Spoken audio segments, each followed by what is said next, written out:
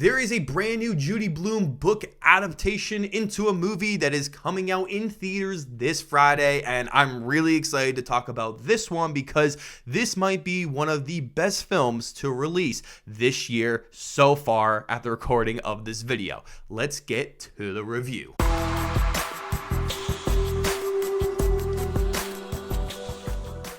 Welcome back, film fans. It is Brad from Let's Be Real Brad, and today on the channel I want to talk to you guys about the brand new coming of age period drama comedy movie called Are You There God? It's Me Margaret. Are You There God? It's Me Margaret is based off of the Judy Blume book of the same name. The film is directed by Kelly Forman Craig and it is also written by her as well. This movie stars a massive ensemble cast with the likes of Rachel McAdams, Kathy Bates, and Benny Safdie. This film is about 6th grader Margaret Simon and her family who moved from New York City to the suburbs of New Jersey. Since one of her parents is Christian while the other is Jewish, she goes on a quest to discover her religious identity. So going into this movie, I didn't know a single thing about it, as I didn't even know who starred in the movie. I just knew the title of the movie and when it was coming out, and that I had an advanced screening of this movie this past week, and there was no reviews out yet because the embargo hadn't dropped. So I was going into this movie completely blind, and I'm so glad that I did so because this movie was such a surprise. This is that type of movie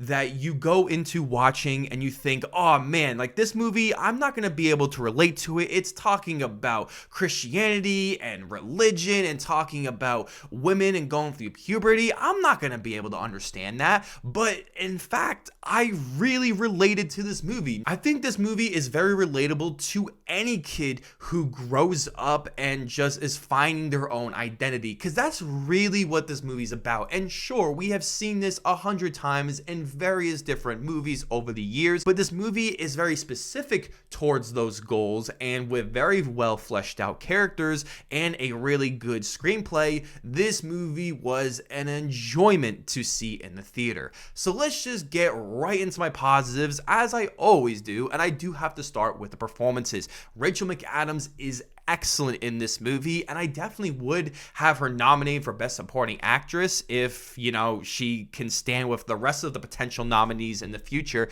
because she was damn great in this movie. She was perfect for this role and just felt like she put everything into this performance, as she always does. Kathy Bates is also in this film, and you already know she's gonna be great. She's a legend. Benny Safdie is also in this movie, and he is mostly known as being a co-director along with his brother Josh in directing movies like Uncut Gems and Good Time, but he stars in this movie and he's really good as the dad. He doesn't have a major role compared to the others, but I found he was really good in this role. He added a lot of comedic humor to the performance, but the biggest star of them all has to be the main character played by Ryder Fortson, as she was excellent in this movie. And being a child actress, she was phenomenal. She nailed this character so well. She had a lot of great humor. Her delivery was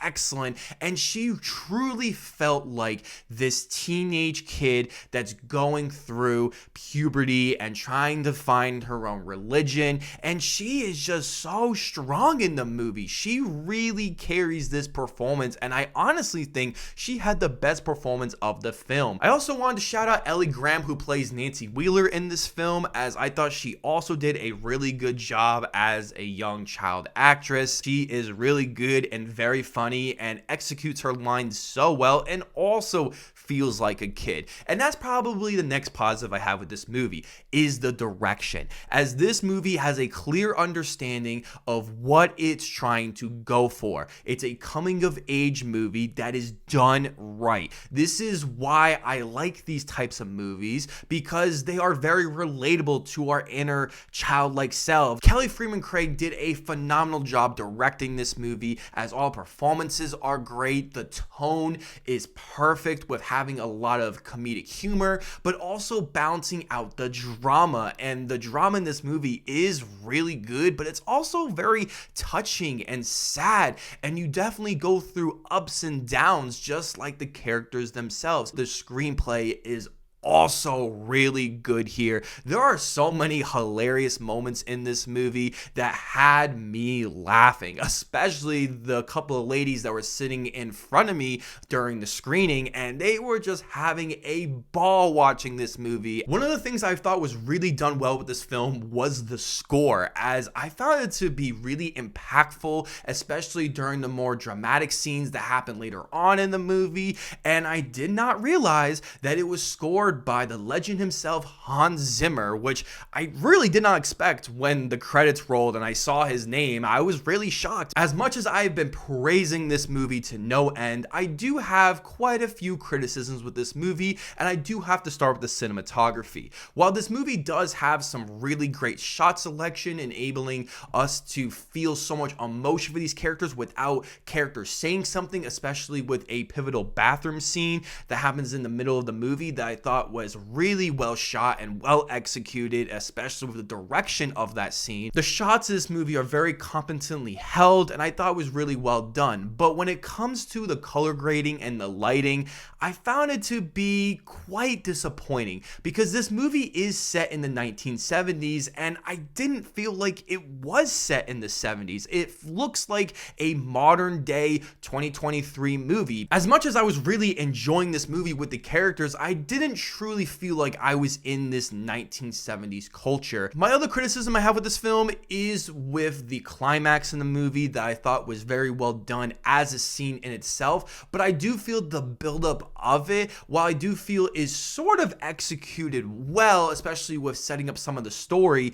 there is a pivotal decision that a character makes that does seem like it does happen in the book, and it probably was really well done in the book, but it was just missing a few scenes that would make this character decision feel like, yeah, it's a bad decision, but you understand why this character did it and you don't dislike the character, and it just all falls apart. I found that this character made such a bad decision that literally made no sense at all, and I feel as though this is not a decision that this character would make based on of the other decisions this character has already been set up doing before. Overall, Are You There, God? It's Me, Margaret was a great movie that I definitely think you should check out in the theater, because this movie was competently made. Judy Blume even said that this was better than her own book, which is insane, because a lot of people wouldn't say that, even if it was just for advertising and getting people to watch the movie, because this was really good. It had strong performances, a great screenplay, and just so much emotion behind it. I feel like everybody can get something out of this, and you are not going to leave the theater disappointed. I can tell you that much. So please go check out Are You There, God? It's Me, Margaret in theaters this Friday. You are going to love it. Thank you guys so much for checking out this video, as I want you guys to hit that subscribe button if you haven't already, and leave a like on this video, and don't forget to leave a comment talking about, are you excited for this movie? Have you seen this movie? Have you read the book? I want to hear all your thoughts about my review, about the movie itself, down below. Thank you guys as always, and I will see you all in the following video.